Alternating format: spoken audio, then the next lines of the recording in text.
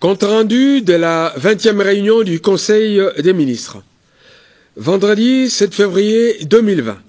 C'est en ce jour que s'est tenue, sous la présidence de son Excellence M. Félix-Antoine Tshisekedi Tshilombo, président de la République, chef de l'État, la 20e réunion du Conseil des ministres qui avait inscrit à son ordre du jour les points suivants. 1. Communication de son Excellence M. le Président de la République, chef de l'État. 2. Points d'information. 3. Approbation d'un relevé des décisions du Conseil des ministres. 4. Examen et adoption des dossiers. De la communication de son Excellence Monsieur le Président de la République. Le Président de la République a axé sa communication sur 4 points, à savoir la quadripartite Ouganda, Rwanda, Angola, RDC qui s'est tenue en Angola, la récente visite du Premier ministre belge à Kinshasa, l'audience accordée au président du Fonds mondial et la situation socio-économique du pays.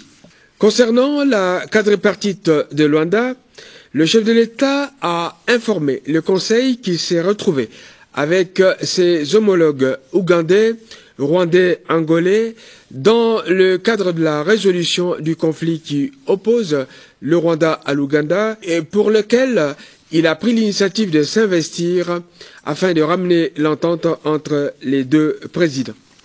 La quadripartite de Luanda a connu une avancée significative, notamment par la mise sur pied d'une commission ad hoc chargée de recueillir le point de vue des deux parties et par la fixation d'une réunion qui se tiendra le 21 février prochain.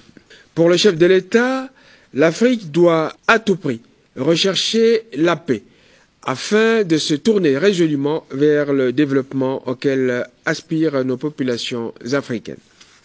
S'agissant de la visite du Premier ministre belge, Madame Sophie Wilmès, qui est une première de ce niveau depuis 10 ans, elle a porté sur l'évaluation de l'état de la coopération entre la RDC et la Belgique.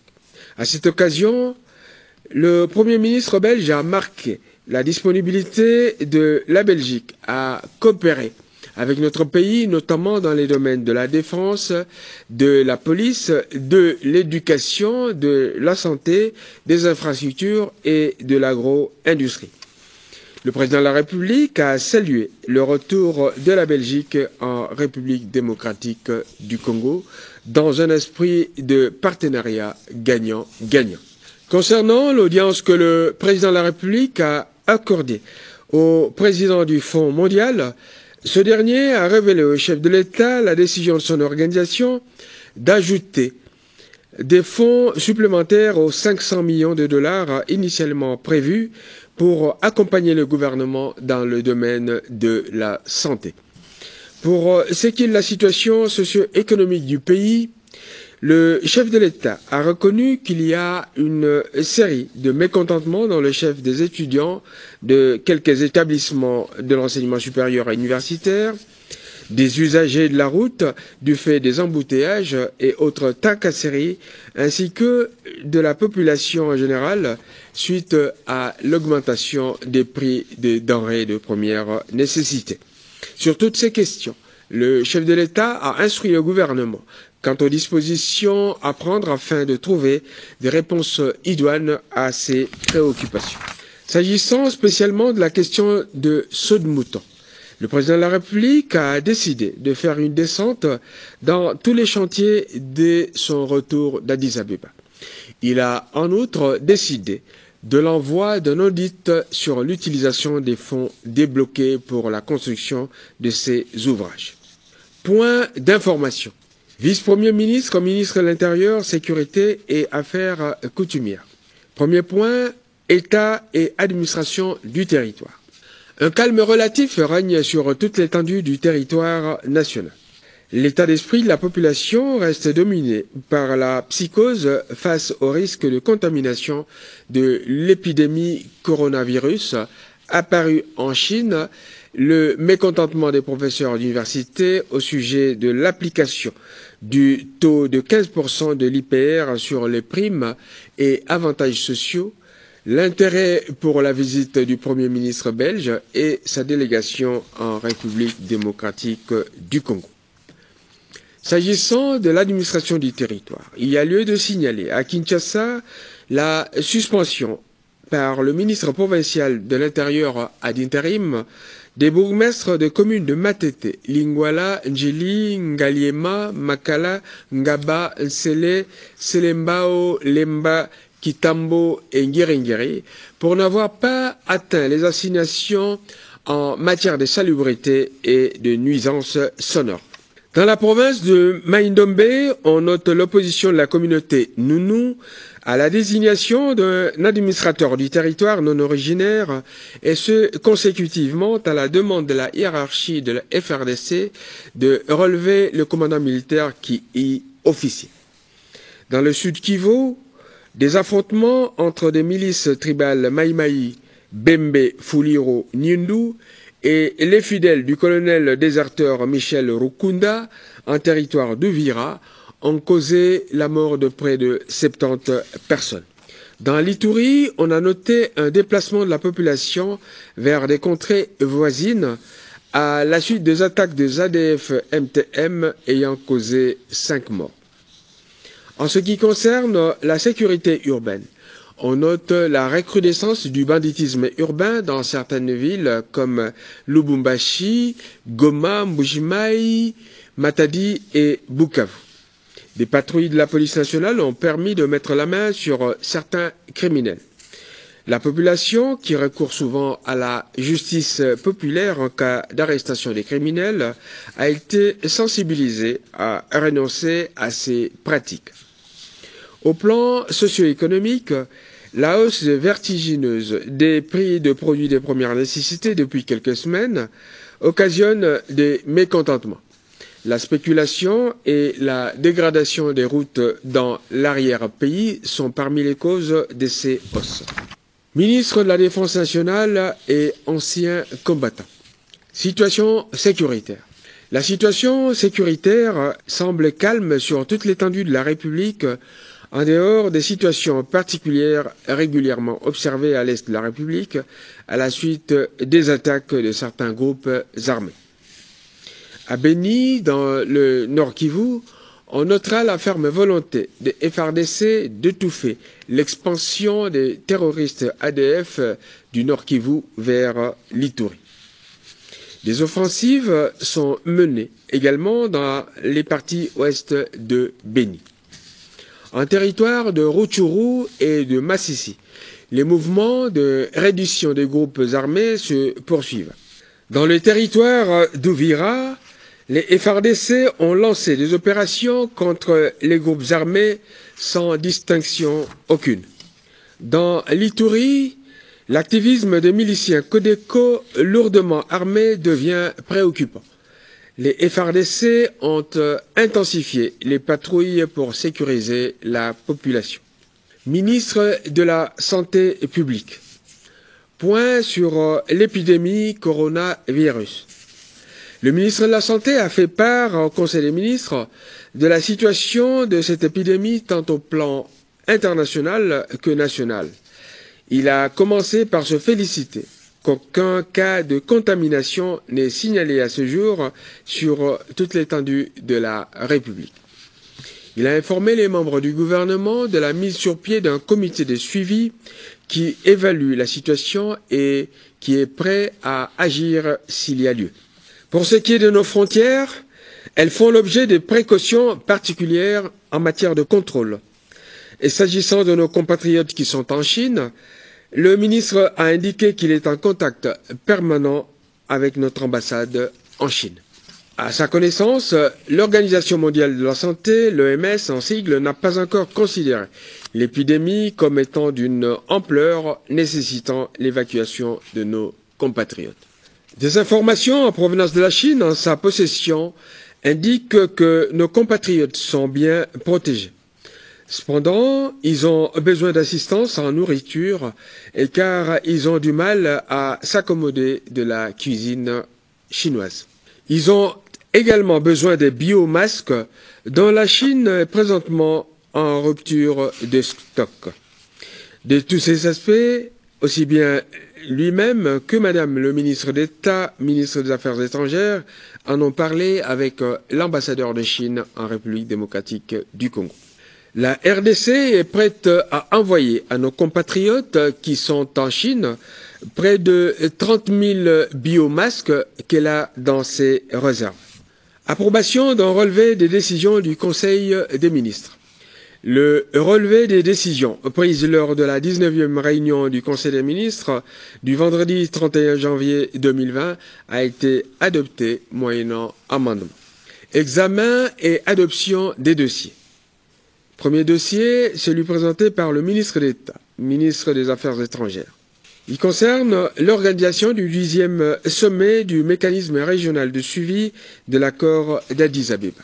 Le 24 février prochain, Kinshasa, la capitale de notre pays, accueillera le 10e sommet des chefs d'État du mécanisme régional du suivi de l'accord cadre d'Addis Abeba pour la paix, la sécurité et la coopération pour la République démocratique du Congo et la région des Grands Lacs.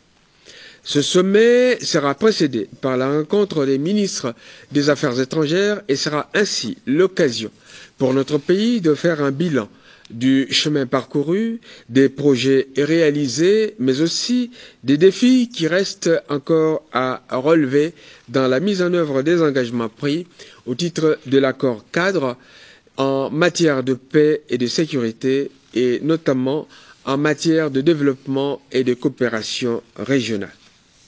Ce grand rendez-vous diplomatique, et qui connaîtra la participation de plusieurs invités de marque et des personnalités internationales de très haut rang, exigera une préparation spéciale dans tous les domaines. À ce sujet, un comité préparatoire composé des experts désignés par les différents ministères directement concernés a été mis en place sous l'autorité de Madame le ministre d'État, ministre des Affaires étrangères. Il a abouti à la constitution d'un comité d'organisation réparti en 9 commissions. Ce comité a procédé à l'évaluation du budget nécessaire à l'organisation. Le Conseil des ministres a adopté ce budget. Une recommandation concernant le format de ce forum a été proposée par le Conseil des ministres. Ministre d'État, ministre des Ressources hydrauliques et électricité. Le ministre d'État a présenté 2 dossiers. Le premier concerne la centrale hydroélectrique Grand Katende. À ce sujet, le ministre d'État, ministre des Ressources hydrauliques et électricité, a exposé au Conseil des ministres l'état du projet de la centrale hydroélectrique Grand Katende, dont la construction fut attribuée au consortium d'entreprises indiennes. Jusqu'en septembre 2016, 55% des travaux de génie civil ont été réalisés et 70% d'équipements ont été fabriqués et transportés en République démocratique du Congo. C'est à ce stade que le gouvernement indien se décida unilatéralement de mettre fin au financement du projet avec comme conséquence l'arrêt des travaux et l'invasion du site par la milice Kamina Nsapu. Eu égard à l'importance de ce projet, le ministre des Ressources hydrauliques et électricité a proposé au Conseil soit de diligenter une mission de haut niveau pour engager un dialogue avec la partie indienne pour évaluer cette problématique, soit envisager, le cas échéant, une résolution du partenariat avec le gouvernement indien afin de permettre à l'État congolais de poursuivre ce projet vital et urgent pour nos populations avec de nouveaux investisseurs. Après débats et délibérations, le Conseil a pris acte des éléments du dossier présenté par le ministre d'État, ministre des Ressources hydrauliques et électricité, et a chargé celui-ci de rassembler tous les éléments du dossier pour comprendre les raisons profondes de la rupture du contrat, de s'enquérir auprès de l'ambassadeur de la République démocratique du Congo en Inde des informations précises sur l'évolution de ce projet, de soumettre les conclusions de ces recherches au Premier ministre pour des orientations idoines. Dossier du développement du projet INGA 3. Le ministre d'État, ministre des Ressources hydrauliques et électricité, a donné l'état du développement du projet INGA 3 après l'atelier de la Banque africaine de développement, BAD en sigle, à Abidjan les 13 et 14 janvier 2020. À cette occasion, plusieurs perspectives se sont dégagées dans la mise en place d'une équipe conjointe République démocratique du Congo, BAD, qui travaillera notamment sur un accord formel de développement de INGA, une matrice détaillée, un calendrier de mise en œuvre de différentes actions. Dans la perspective du prochain atelier d'échange prévu à Kinshasa, le 24-25 février 2020, aux fins de la matérialisation de perspectives dégagées à Abidjan, le ministre a sollicité du Conseil le mandat de piloter ce grand projet intégrateur et continental qui permettra à notre nation de jouer un véritable rôle de moteur du développement du continent africain. Ministre de l'Environnement et Développement durable. Il s'agit du projet de partenariat entre la République démocratique du Congo et le groupement scientifique INOIL. Ce partenariat concernerait la République démocratique du Congo et la firme INOIL, basée en Russie. Celle-ci est créatrice de la marque Green Booster, titulaire de brevets et producteur de l'additif pour le carburant, l'essence et le diesel. L'utilisation des produits de la gamme Green Booster permet la réduction de consommation moyenne de combustible de 20%. Cela a été observé à l'occasion des essais pilotes de cet additif sur des dispositifs industriels et des bateaux dans la province du Nord Kivu. Le partenariat gagnant-gagnant proposé par le groupement scientifique INOIL consistera dans la fourniture de l'additif de la marque Green Booster qui réduirait notablement l'usure des moteurs ainsi que les émissions polluantes déversées dans l'environnement d'une part, et dans la construction d'une usine moderne de production en République démocratique du Congo, avec des équipements à jour qui pourra créer de nombreux emplois directs et indirects pour la population.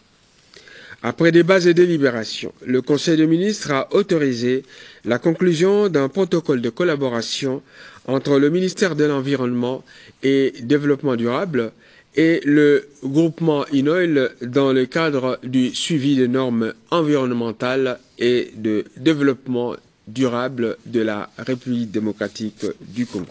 De même, le Conseil des ministres a autorisé la finalisation d'un partenariat gagnant-gagnant entre le groupement scientifique INOIL et la République démocratique du Congo, et cela à travers les ministères techniques directement concernés et en respect des règles en vigueur dans notre pays.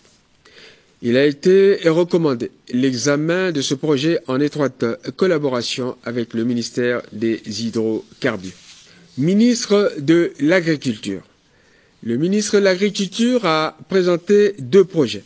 Le premier concerne l'organisation du recensement général de l'agriculture. À ce sujet, le ministre de l'Agriculture a proposé au Conseil des ministres l'organisation du recensement général de l'agriculture destiné à combler le déficit en données fiables sur les secteurs agricoles et remettre en place les infrastructures stratégiques de base pour une production régulière et continue des statistiques agricoles.